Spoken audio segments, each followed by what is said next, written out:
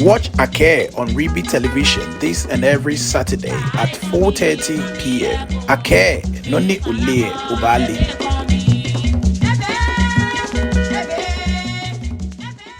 Yo, but Ghana will be for me manje manjeko. When Tobin send train Kenya, walk out one Nuumo, no Osikan and the bar, Bachana Baba, couldn't fell in the BP. I hear how. When I wanted to be a con to how, when I was out by a queer share, no more back. No more about the money. And you draw bravo. That Tagabono, one fellow to be commanded. And one more quiet, Gadang Bermini, make my lily, one fellow command. Couldn't me anani amele she when want to what people need say Osu a guy she can clear was one of our gang she come on gas structure but jolly her Blamo Osani be more amused. want to our bonnet gandang be she come on jolly her but never can claim any yes bonnet I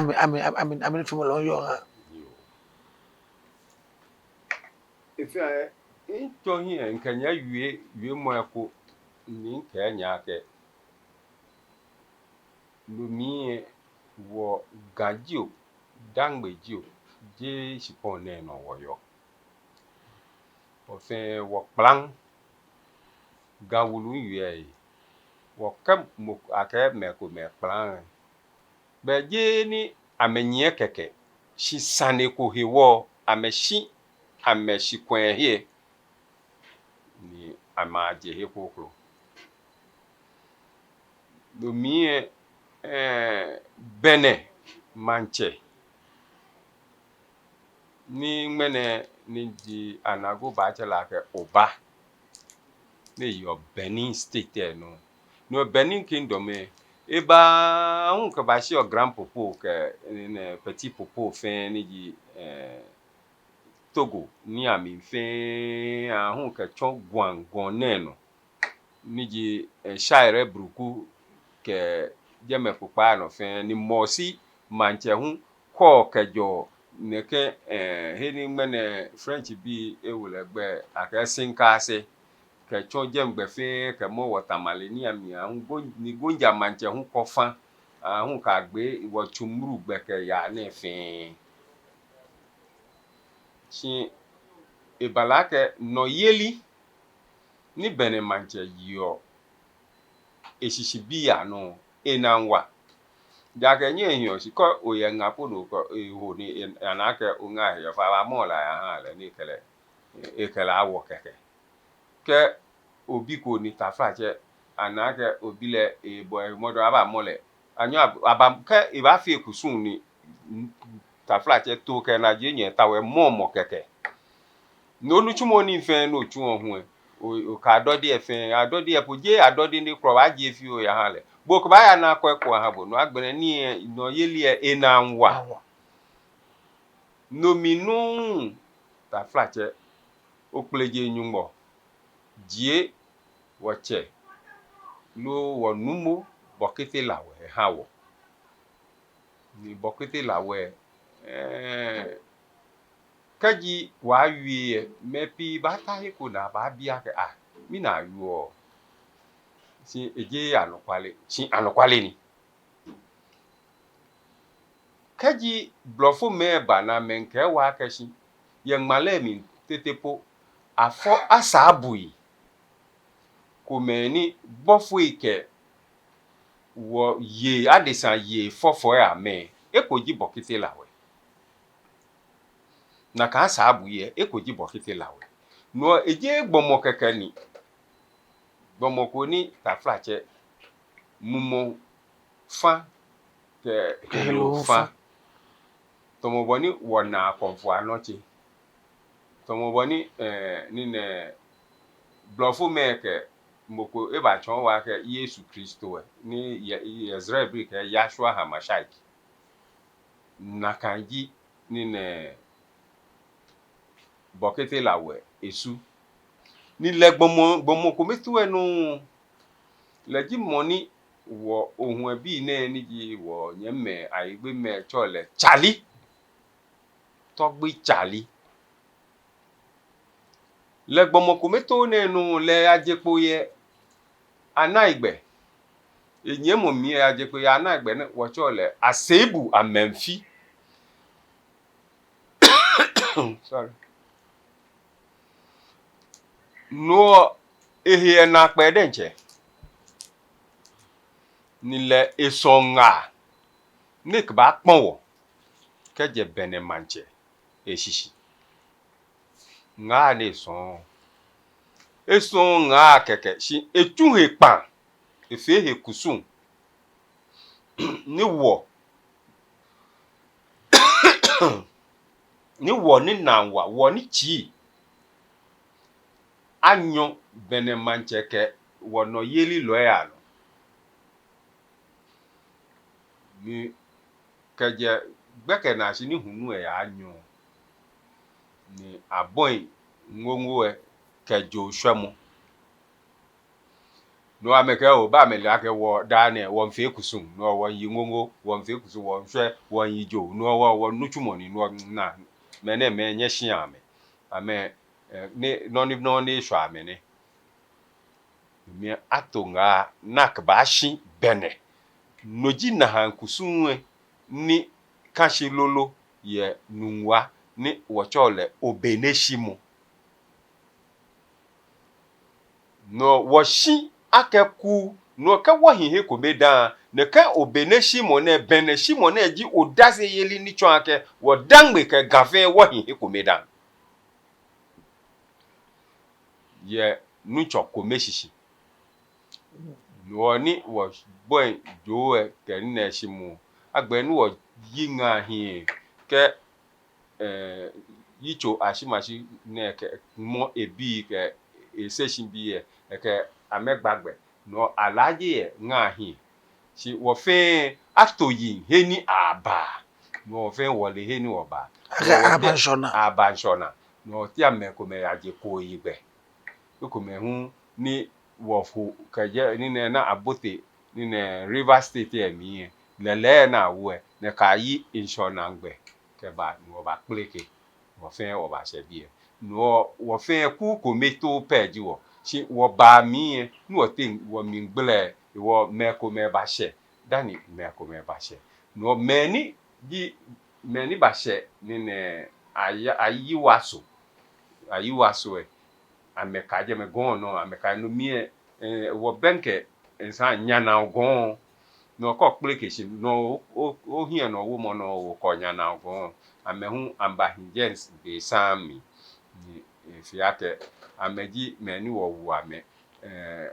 gamashin bi gamashin je amegbe yi ti be mi ni wo yi gbe wo nfa gbe no wo to ni eni ni wo ba yi egbe mo fi amuhin eni eni fi o ye ta frache igbaja mi na me ameni eni na me to ni ji ta fra ma na ame to ameshi no akuse na ti ayawo no game ni shi amema ameji gamashi bi sije amegbe ji game si wo kusun ke wo ni bi ni wo somo ni wo ja he wo banana hegbe osume na dume osuwe no ka gbini yen nabe ni yen ba boni fe ni osu bachon osu doku ni mene wo yo osu doku ni ji osu we o ma cho yen lo hu fe ayo yo no mo ra no be ta mo no chi osu ta mo ba ko ka je osu akuche enye fe osu olo ne me to du fe osu mi no ta be mo twa na akuche enye wo ba wi osu akuche ejwe osu ashinte osu king crown we osu aneho kwa osu alata king crown we aneho alata ke asante ni ke gbeji ni ocheche ne mo ko no yo se ni gbajo ye king crown we no logbula be we ko kinkle ju mo mi si asante ke alata ne ani asante me lo ala te fete no na gbe de ne wota ni blema mi je bi e wo yo lo mi Nuumo noi Osikan le pe eyo bie bakie di no ni mabie no mi bie fe ko chitako ni je ye ashente ke ni ne achema te ni balake achema ncho usu tenten e bababo ye bie no ewebi nek bahin bie no mi wole achen wole ashente wo ashente ma suban ke nyoji momo wo wole amefen ake ashente Santé me. no numo ejo bie ne ya gbatwena mi wo choje me wianshi wem shi no ji no ni cho wianshi wo shia shishijije no e balake amebahin amba babo ye bie no ambahin shi ye bie no kaji atumoko ni ebabie akini ena agbaga o ya hi na ashente meyo ya hi na ashente meyo no amba bo numu abo no ha wona osu ashente mekomeke ashitete blohun na mo shitete shile ye nigbe moko na shile te fi ote to blohun mo ashile no enye blohun eto no je ashitete blohun jibie chimo ashente meni babo abo ye bie ne ameke bie to jira yelihe beni je njo agbene keji ameke nyojin ke ko igbe ni bie banamba he nwo ke ko ke ni bie na ejijira heli ye no mo fia mo ba na ele ake ashente me ye bie chi wo lu mi wo ye wemshi shishi ni ji wieshi je me wo yo ye ka ni mene kwa mi gruma efo wo he yale ni wo na shin he ni wo ba je he ni wo je wo ba je Jena yo no yes ba no owe ochi tani asante me te no woni no woni amba babu ebe ni be so asante ge an ma be se an osume eke tadan osu me ta wo te ba o over chi how tai come anata wo te adanta wo te adadeta wo te dofota wo te katamanso o be tai na jino ni nyo osume nyo nyete yes ba me tai nyete na ni o hawo keto tami na na asabache me kakan lo ke ko me ne and o fa na o chie ko ma gbe ta wo no yo me ne wa keto ta o su na jogba kaji be minu oba ni wakasa fache ko ba shi nita buemba neke ashente mene nu ke taeba nonu wo wi o ake anurata ni ashente me ya je jasi kangbe ke to buemgbe na matutua wonye me anurame no ibalake tutua mo na matutua me woni ko ni achole otamklo ni yimene ake tamaklo mi ta flaje o fe egbe me ko beto jiwo ni wotele yeli ka bua no jino ni ha wakati ne ke anwata ni adata omi ewoye wo osuwe ni wo shako bie ni ta flaje afanta eko keje ni ne akwamu bie fanta eko amewo neketa na emi dihe ni je ni wonye me la me babo wabo ni wona la no ya osuwe no move na pass one oyin o yo mo la me babo wabo ya osuwe ru ga be osume ba na ni la me ba oba alo na me ba ni oba eji oba ni na me nku obenesuwe kwen kra me oba ni na me eje na ba chi ameta chinunwa oba ni na eje oba ni na la eje yo no o ra don akashi o yo akashi la me ba ni na osume ye ga nsona se be mi lo o cho osu akochi agbe o che aleho ni oche alata she yes mama mo to no o ha wo mi gbla mo ya na ho bi ya mo ame no free o yo su na bi nke nye ewie aneho bi asane ake be mi ni wo shi ni na chame wo ka me fe shi ni wo ji ame he Yesu wito ke aneho bi amele enwene mi ka me man eko ni kaji oya ni ne sekon ye jaglame oba ho mai acho je me Yesu wito je me wo shi ame ni wo ba no amelia ka me nyeme ye bie ni wo shi ame wo ba inshone na shimo waje wo wem ni ji noyo gon no ni aketaya ni na me beni mancheketaya ni na me gbomo ojofu iwoshile na mambe pese no aketaya ni na me barake be sani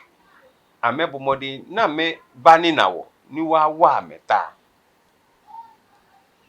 ti bena me ba wo hu won ya teku ni wo ka me fe ti ta dani wo ti wa menuji anwata ona no nefi ahe no mie wo beno na chola yigbe amefe amewie mo eko mi pe nuji anwata ni wo ti wa me no amebani nawo ni wo ha me eja ke na me ba me ho ame yi ame won ni ji okumaga ni wo yen nadu wo yen baaki no ko yen wo eku nye matobo yen hia ko wo no be wo to ame ekrotia yo no amebani nawo no aneho me jela meni jela me osumeni ni fa aje la yo no mo yes ba mi hacho ke airport first and was last the Michaela klede mene amekwa mi ojugba e TV no osuma po enu nko mwashpon ye ba sha runway any kashin ye Kotoka International Airport to e eboka gbe la menye no o ti ana igbeke he ni airport to e ma fe wono ni wolo ye woche Jonas George Coleman leke ni ne wolo e shishi ma hanye ko ni nyakwe no airport la no it was an undeveloped land shipon ni efe mo shipon ni kashi shi airport we den che na ma osu shipon no e ma bi o sani airport ko nuumo yes ba mi ko mi bi no ko ye gbe mulato do milato si tano ba aje gbe bi ni airport ke acho ni o ji airport na si acho ele o gbara ko mi ko jo gba noni makebu kenkleji heno tabi antone ha chota shishiji ake ha choma no Osikan ke enyemi naku soblewa ka menyemi shomedede baake ameshipon ni bieji shia bieji ha choe yo meko me yo we mo ko na meko ake ma gbe ha choe ake ha echo be ko lo yete mita ma bia ma ke be mi ni woje osuwem ni oba won wie ayigbe lo won wie dangbe ni wo ke ha echo shi wo ba to shi ye ajamanti ni wo be ba ajango te gono lo eja no te gono ni wo jeje me wo kusu enu ofio ni ji ke wo ni bi nuchumo ni enu ochuo ni ji ade agbai ni ji bro no ni ji bro fo chola agri bi seke ni ne kukwe ke kan ke ni ne ke wo ke gba mene ka won che gba me pi le no ni gba eji dudu agbo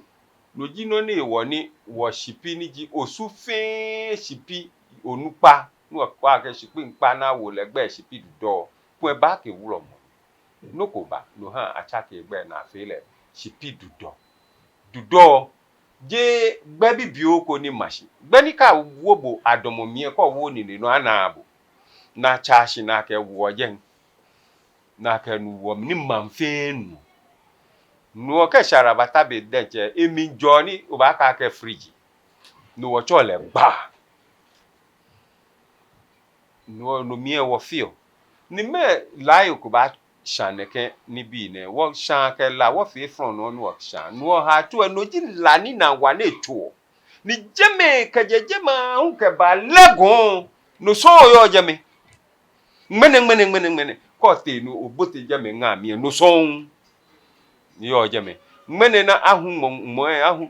to che e baba wo o na ma agbo don fe se mamo shiko che wujini no so yo jeme ni wo ke tu na kan ni no wo plekeshi keje eja note gono ni wo bani na fa ni joji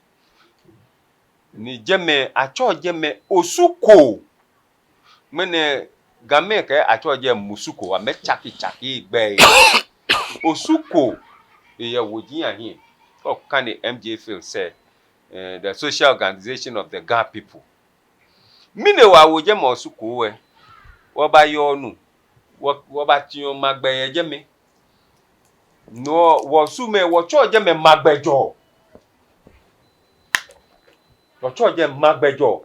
je me wo ba ti o magbe ji no ke fi o agribis ke ni nu ewo oba nu ehin e kote ni wo yo ni nyi wo hin be mi ni wo che wuro mo ni ji no e che gbo no egbo ebi no te doku ni wo ple ke shin enyekwe ni ji nole ni ne baki woyu nole baki woyu ni MJ face ke mole wo be mole wo mole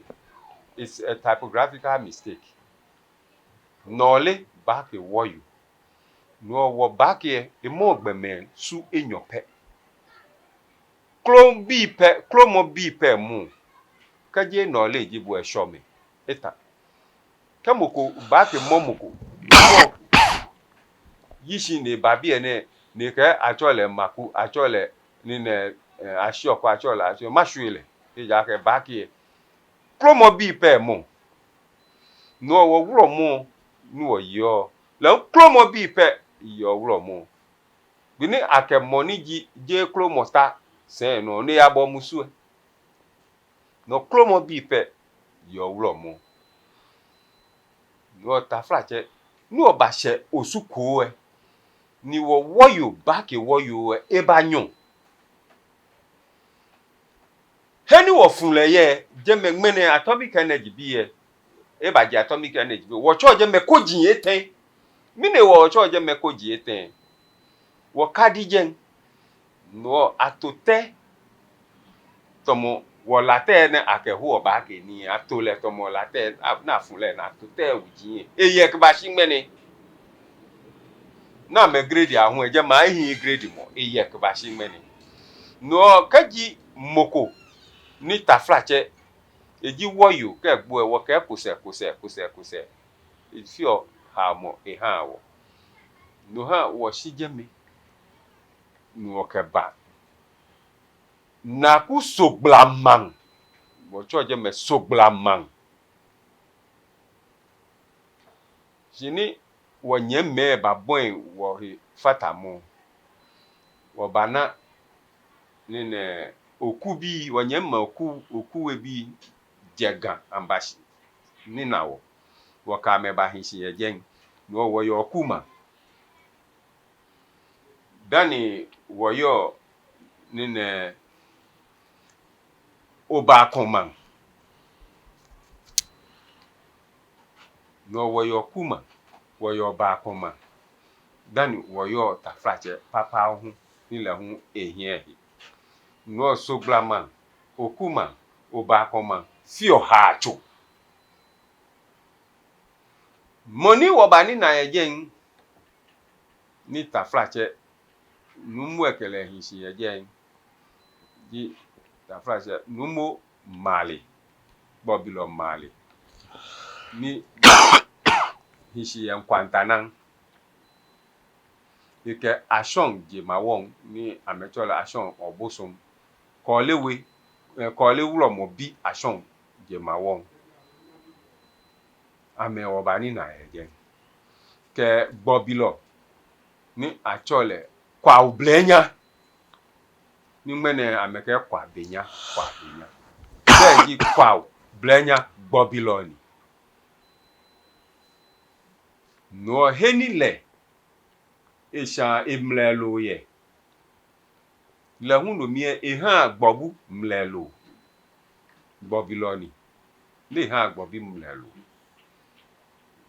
no ameji meni bobanina no wojeme ha tugbe ni abawule ha tuwe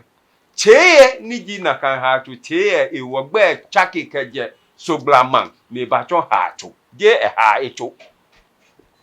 Well, you